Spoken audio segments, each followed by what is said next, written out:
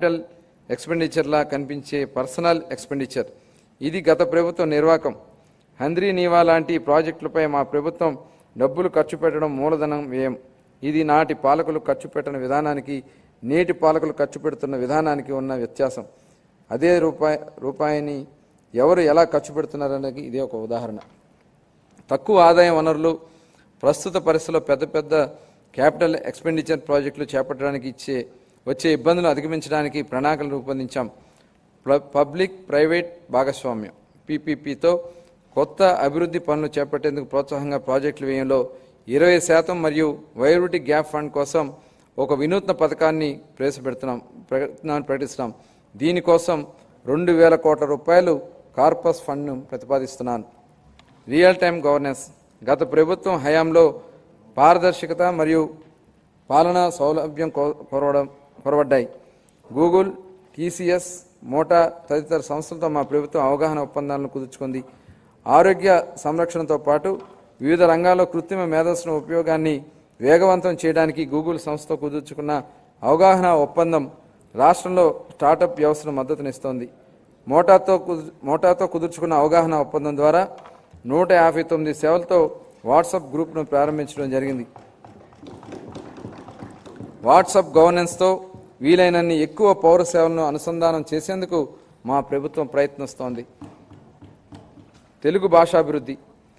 ఆంధ్ర భోజుడిగా ప్రస్తావించబడిన శ్రీకృష్ణదేవరాయల వారి అమూల్యమైన పలుకులను గుర్తు చేసుకుందాం. తెలుగు దేలయన్న దేశంబు తెలుగేను, తెలుగు వల్లంబుండు తెలుగుకొండ, ఎల్ల నృపుల గొలవ ఎరుగవే బాసుడ, దేశ భాషలందు తెలుగు లెస్స. గౌరవనీయులైన ముఖ్యమంత్రి గారు మార్గదర్శకంతో వచ్చే ఆర్థిక సంవత్సరంలో వినూత్న ఆలోచనలతో మా ప్రభుత్వం ముందడుగు వేస్తోంది. దశాబ్దాల నాటి గొప్ప సాహితీ సంప్రదాయాలను కలిగిన ప్రాచీన తెలుగు భాష ఒకటి. భారతీయ సంస్కృతి, సాహిత్యం మరియు కళలకు తమ రచనల ద్వారా పలువురు తెలుగు కవులు, రచయితలు మరియు పండితులు చేసిన సేవ ఎనలేనిది. మన రాష్ట్ర సంస్కృతికి వారసత్వాన్ని కాపాడడంలో మరియు ప్రచారం చేయడంలో తెలుగు భాషకున్న ప్రాముఖ్యతను మా ప్రభుత్వం గుర్తించింది. తెలుగు భాష అభివృద్ధి మరియు ప్రచారం కోసం 10 కోట్ల రూపాయలు కేటాయింపును ప్రతిపాదిస్తున్నాను. నవోదయం 2.0. అక్రమ మద్యం ఉత్పత్తిని నిర్మూలించడం కోసం 2016 సంవత్సరం అమలుపరచబడిన నవోదయం కార్యక్రమాన్ని విజయవంతమైంది.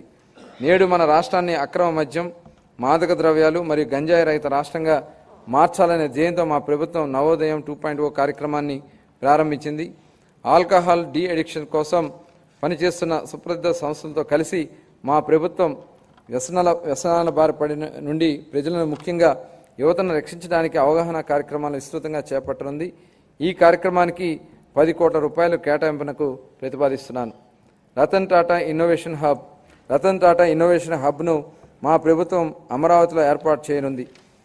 దీని ద్వారా నూతన ఆవిష్కరణను ప్రోత్సహించడం, పారిశ్రామిక వ్యవస్థలను ఏర్పాటు చేయడం మరియు స్టార్టప్లకు మార్గదర్శకంగా వహించడం జరుగుతుంది.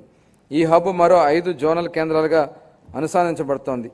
ప్రతి కేంద్రానికి ఒక ప్రముఖ వ్యాపార సమూహం మద్దతు లభించడం వలన అభివృద్ధి చెందుతున్న రంగాల్లో సాంకేతికత మరియు నైపుణ్యాభివృద్ధి సులభతరం కానున్నాయి.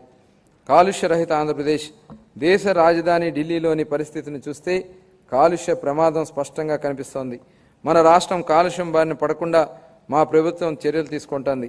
హరిత శక్తిని ప్రోత్సహించి మరియు రాష్ట్రంలో పచ్చదనాన్ని 50% పెంచడానికి మా ప్రభుత్వం కృషి చేస్తోంది. ఈ చర్యలతో మన రాష్ట్ర నెట్ జీరో ఎకానమీగా మార్చి చెందడానికి మా ప్రభుత్వం కృషి చేస్తోంది.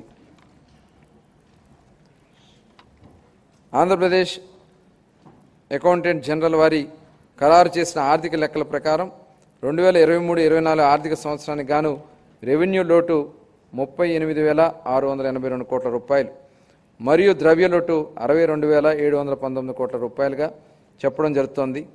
రాష్ట్ర స్థూల దేశీయ ఉత్పత్తి జిఎస్డిపిలో రెవెన్యూ లోటు మరియు ద్రవ్య లోటు వరుసగా 2.72% గాను 4.41% గాను ఉన్నాయి.